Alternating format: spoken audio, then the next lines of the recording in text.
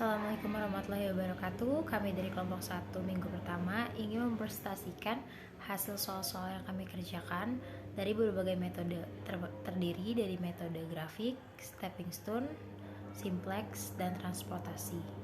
Sebelum itu, kami akan memperkenalkan terlebih dahulu anggota kami yang berisikan saya sendiri, Fitri Aryani, bersama teman-teman saya, Sabrina, Nazwa, Satrio, dan Fopi.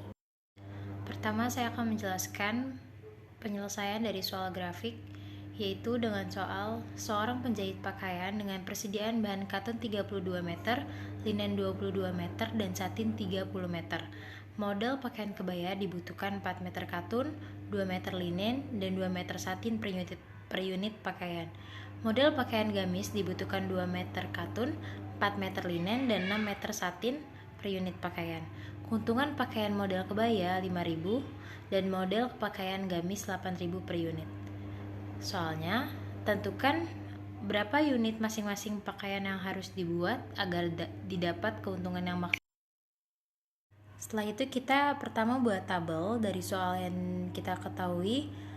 Kebaya kita sebut dengan X, gamis kita sebut dengan Y, yaitu kebaya memerlukan 4 katun, 2 linen, 2 satin dengan laba 5.000, sedangkan gamis yang disebut dengan Y memerlukan 2 katun, 4 linen, 6 satin dengan laba 8.000 dengan batasan katun 32, linen 22, satin 30. Setelah itu kita menentukan maksimal Z-nya sama dengan 5.000X plus 8.000Y dengan kendala ada 3 kendala. Yang pertama 4X plus 2Y kurang dari 32, yang kedua 2X plus 4Y kurang dari 22, yang ketiga 2X plus 6Y kurang dari sama dengan 30. Setelah kita menemukan 3 kendala, kita mencari titik atau garis dari 3 kendala tersebut.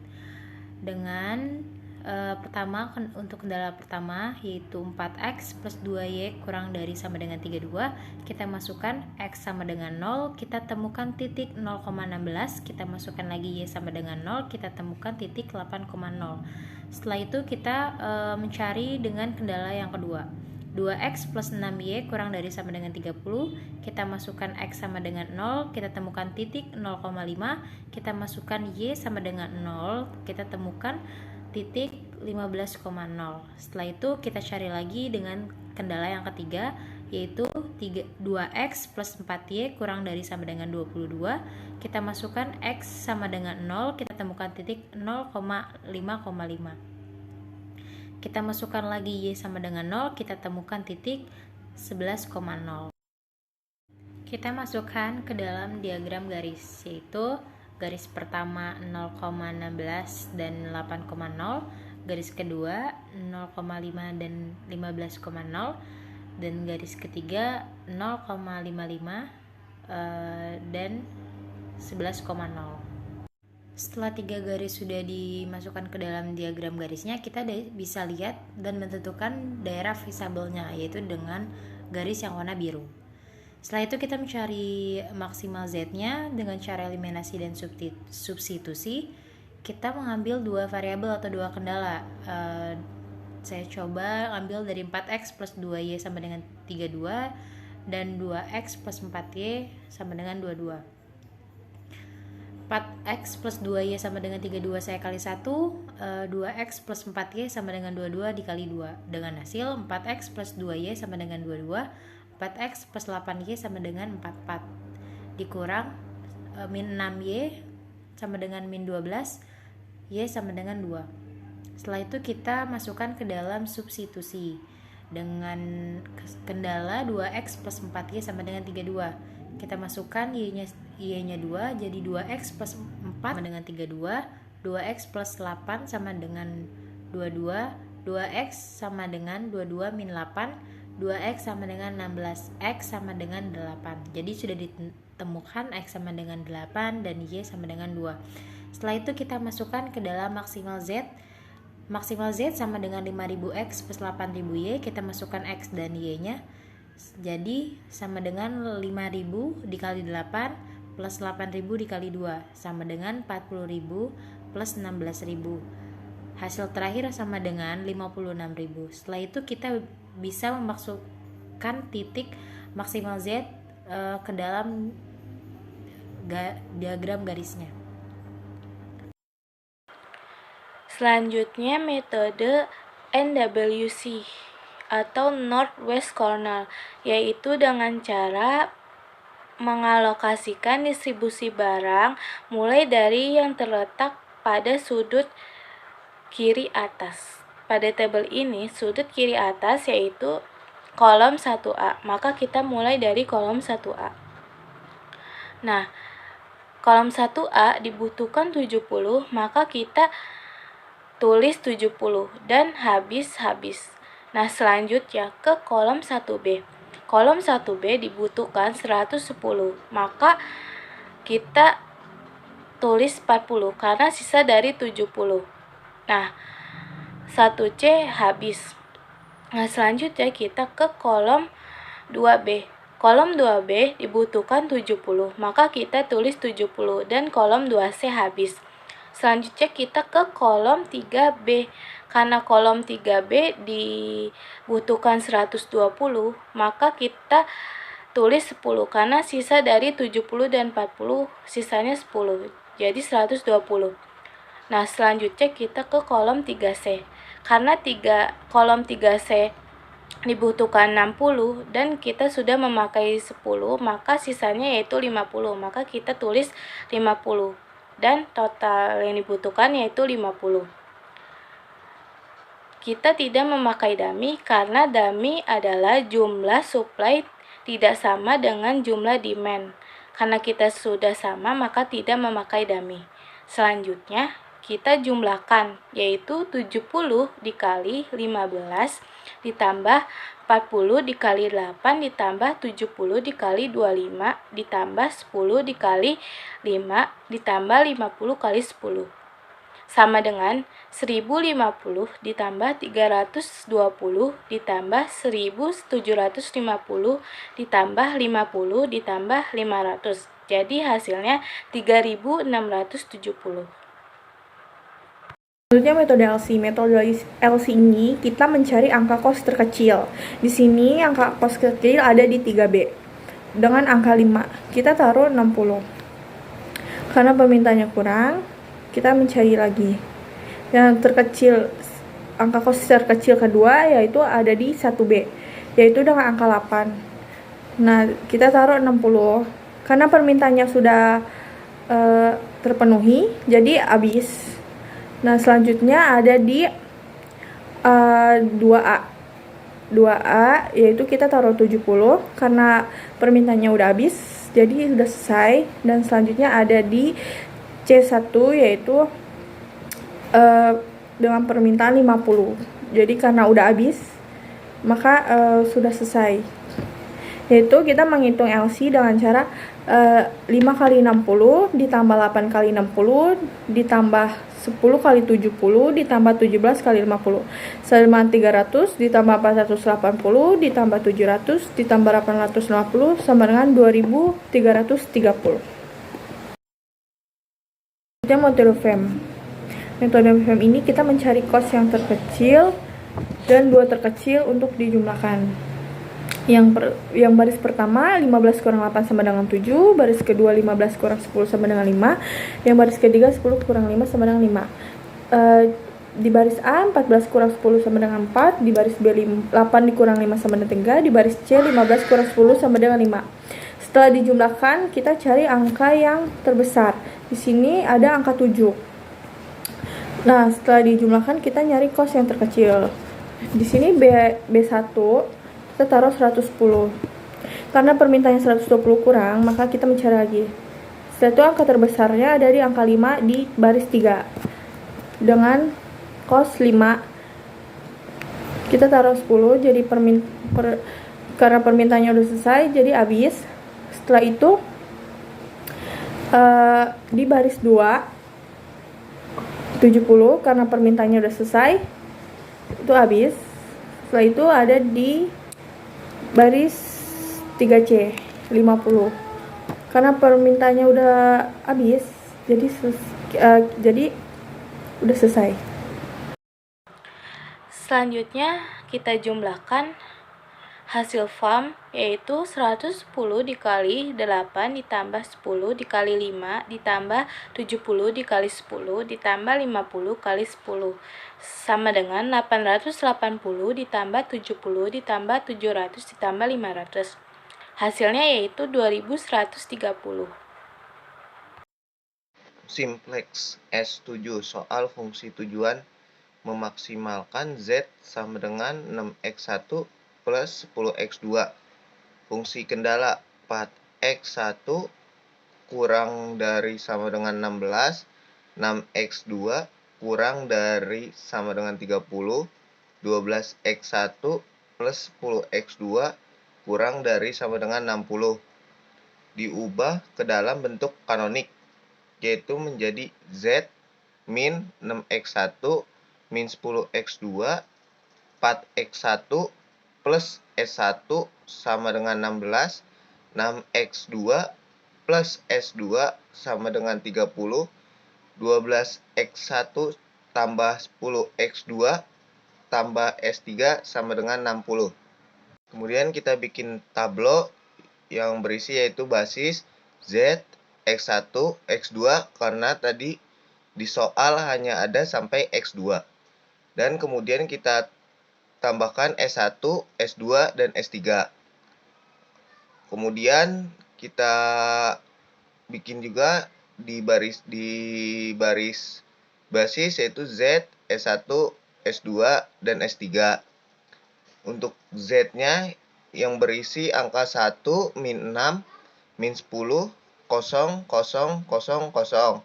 Untuk S1-nya 0, 4, 0, 1, 0, 0, dan RHS-nya 16. Untuk S2 0, 0, 6, 0, 1, 0, RHS-nya 30. Untuk S3 0, 12, 10, 0, 0, 1, untuk RHS-nya 60. Kemudian kita cari yang namanya kolom kunci. Kolom kunci itu biasanya nilai minus yang paling besar. Nah, di tabel ini nilai minus paling besar ada di kolom X2 baris Z yaitu min 10. Maka di situ dijadikan kolom kunci. Kemudian setelah ketemu kolom kunci, kita cari baris kunci. Baris kunci itu biasanya RHS-nya itu yang paling kecil. Baris kuncinya itu di tabel ini ada di baris S2. Karena di situ RHS-nya kecil. Kemudian kita cari yang namanya elemen kunci. Elemen kunci itu biasanya ada di perpotongan antara baris kunci dan kolom kunci, yaitu di sini ada di baris S2 kolom X2 yaitu angka 6. Setelah ketemu elemen kuncinya, kita lanjut ke perhitungan. Di sini karena elemen kuncinya 6, jadi semuanya di baris S2 per 6, yaitu 0, 0, 6, 0, 1, 0, 30 per 6. Karena elemen kuncinya angka 6. X2 sama dengan 0, 0, 1, 0, 1 per 6, 0, 5. S3 sama dengan 0, 12, 10, 0, 0, 1, 60. Dikurang dengan dalam kurung 10. Kemudian kita catat baris kunci 0, 0, 1, 0, 1 per 6, 0, 5. Kemudian kita kalikan baris kunci kolom kunci dengan angka 10, yaitu menjadi 0, 0, 10, 0, 10 per 6, 0, 50. S3 sama dengan, kemudian kita kurangi hasil perkalian tadi dengan baris S3, yaitu menjadi 0, 12, 0, 0, min 10 per 6, 1, 10. Kemudian kita hitung Z-nya, yaitu sama dengan 1 min 6, min 10, 0, 0, 0, dikurang min 10 dalam kurung, 0, 0, 1, 0, 1 per 6, 0, 5. Kemudian kita kalikan hasilnya menjadi 0, 0, min 10, 0, min 10 per 6, 0, 50. Kemudian kita kurangkan dengan baris yang ada di Z, hasil perkalian tadi, yaitu hasilnya menjadi 1 min 6, 0, 0, 10 per 6, 0, 50. Karena di sini masih ada min, maka kita lanjut ke tablo yang kedua. Kita bikin lagi tablo kedua. Kemudian kita lanjut membuat tablo yang kedua. Seperti awal isinya, tetapi di sini untuk baris Z sudah berubah menjadi hasil perhitungan terakhir di tablo pertama, yaitu menjadi 1 min 6, 0, 0, 10 per 6 dikecilkan menjadi 5 per 3, 0. Kemudian langkah pertama seperti di awal, kita cari yang namanya kolom kunci. Kolom kunci itu biasanya nilai minus yang paling besar. Di tabel kali ini berada di baris Z kolom X1, yaitu angka min 6. Kemudian kita cari baris kunci. Baris kuncinya itu dilihat dari RHS terkecil.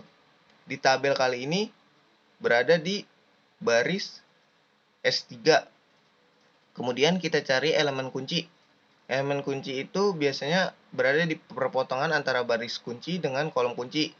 Di sini elemen kunci tersebut yaitu angka 12. Kemudian kita lanjut ke perhitungan. S3 sama dengan 0, 12, 0, 0, min 5 per 3, 1, 10 per 12. Karena di situ elemen kuncinya angka 12. Kemudian X1 sama dengan 0, 1, 0, 0, min 5 per 36, 1 per 12, 10 per 12, dikecilkan menjadi 5 per 6. Kemudian S1-nya sama dengan 0, 4, 0, 1, 0, 0, 16, dikurang dengan baris kunci, yaitu dalam kurung 4, 0, 1, 0, 0, min 5 per 36, 1 per 2, 5 per 6. Kemudian kita kalikan baris kunci tadi dengan angka 4 yang ada di dalam kurung. Kita kalikan menjadi 0, 4, 0, 0, min 20 per 36, dikecilkan menjadi min 5 per 9, 2, 20 per 6, dikecilkan menjadi 10 per 3. Kemudian kita kurangkan dengan hasil perkalian tadi, kita kurangkan dengan baris angka yang ada di kolom S1, yaitu menjadi 0, 0, 0, 1, 5 per 9, min 2, 38 per 3. Kemudian kita lanjut masukkan Z. Z sama dengan 1 min 6, 0, 0, 5 per 3, 0, 50. Dikurang dengan baris kunci. Min 6 dalam kurung 0, 1, 0, 0, min 5 per 36, 1 per 2, 5 per 6. Kita kalikan dengan angka yang di dalam kurung tadi, yaitu min 6. Hasilnya menjadi 0, min 6, 0, 0, 30 per 36, dikecilkan menjadi 15 per 18, min 3, min 5. Kemudian kita kurangkan.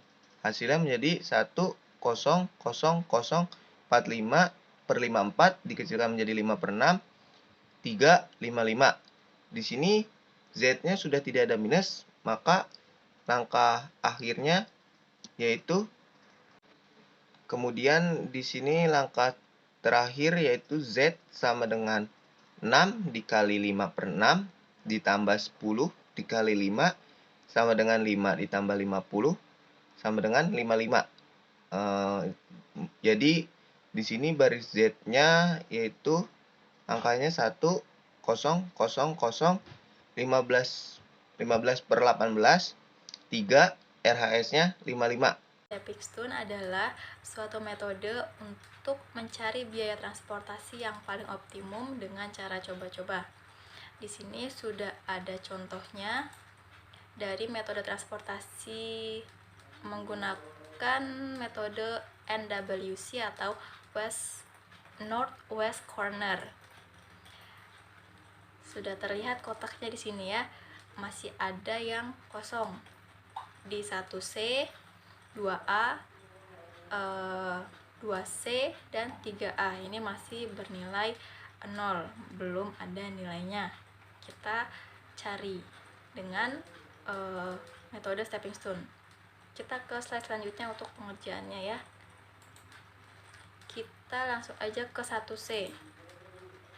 Jadi metode stepping stone ini atau bahasa Indonesianya itu batu loncatan. Jadi kita tidak boleh berhenti pada nilai unit yang masih kosong gitu ya. Jadi kita hanya boleh berhenti pada nilai unit yang memang ada nilainya gitu. Oke, kita lanjut ya.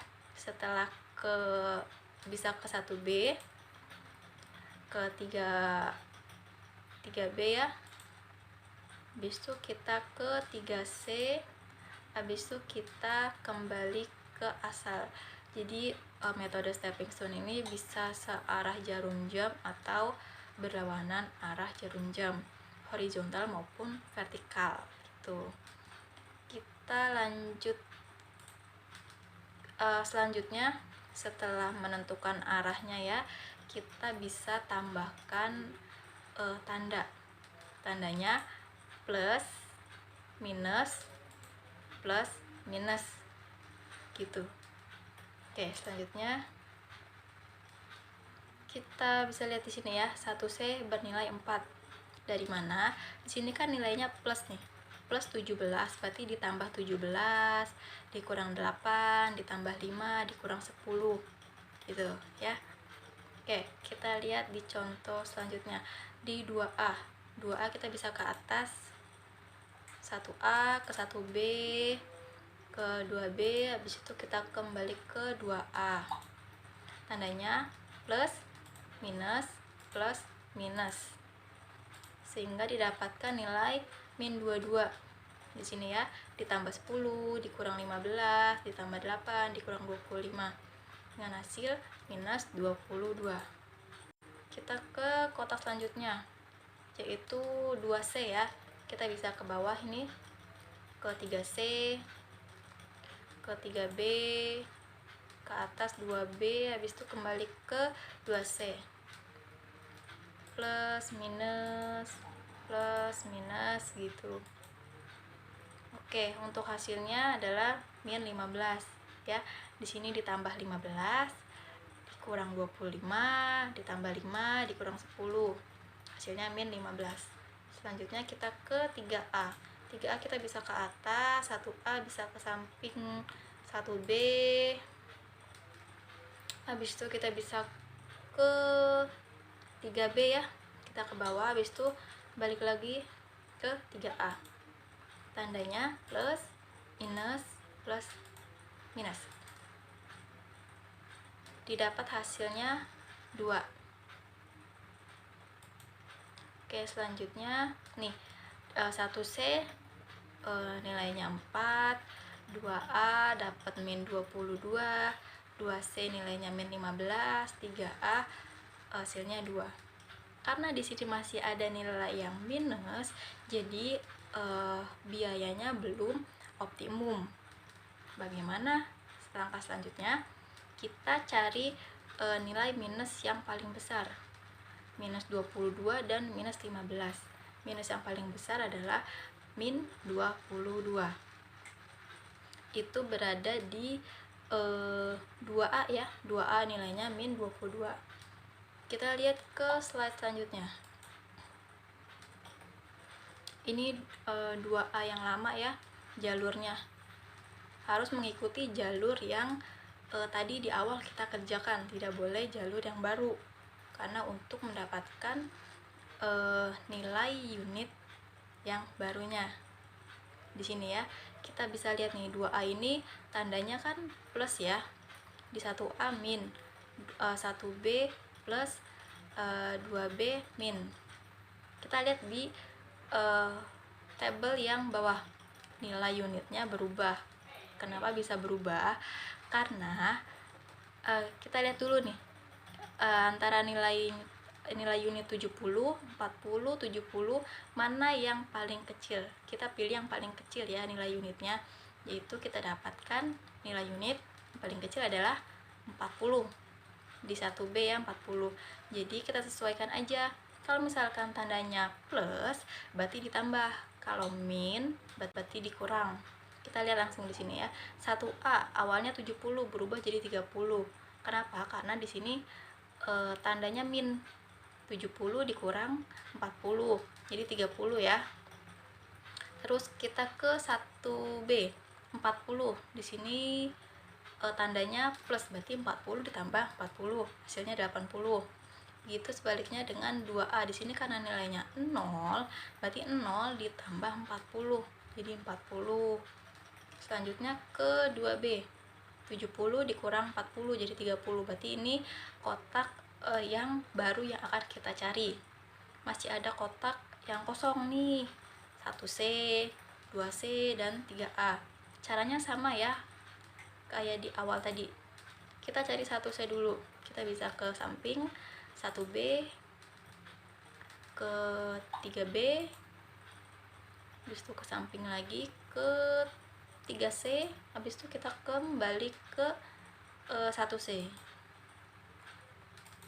Tandanya ya plus minus nggak boleh lupa, sehingga dapat hasilnya adalah 4 ditambah 17 dikurang 8 ditambah 5 dikurang 10. Dan kita hitung adalah nilai kos. Nilai kos ini nilai yang ada di kotak kecil ya. Kalau yang di kotak besar ini namanya unit, nilai unit. Oke, selanjutnya kita ke 2C. 2C kita ke samping bisa 2B ya, bisa ke selanjutnya 3B, selanjutnya 3C, habis itu balik lagi ke 2C, sehingga dapat nilai hasilnya min 15 tambah 15 dikurang 25 ditambah 5 dikurang 10, hasilnya min 15. Selanjutnya kita ke 3A. 3A kita bisa ke atas ya, 2A, habis itu kita bisa ke samping 2B, ke bawah 3B, dan kita kembali ke 3A. Berapa nilai untuk 3A ini?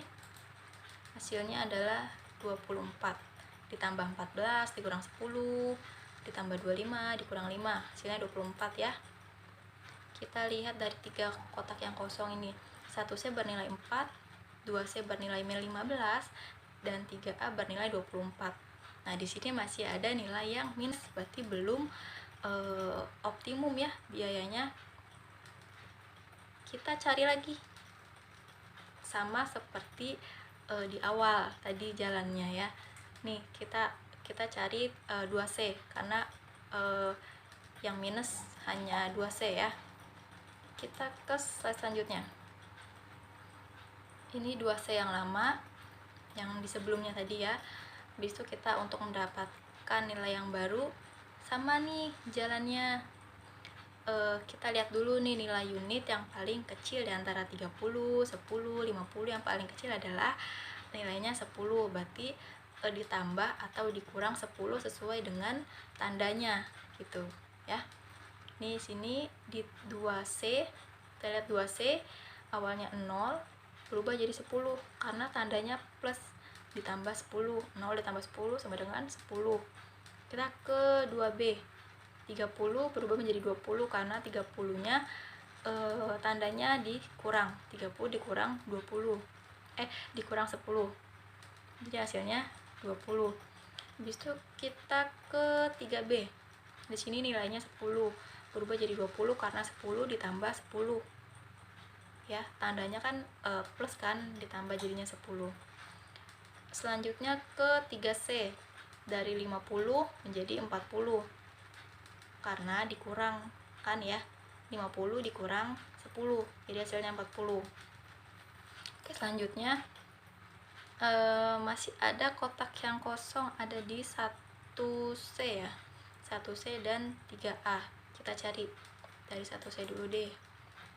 Ini bisa ke samping ya, 1B ke 2B ke 3C, habis itu balik ke 1C,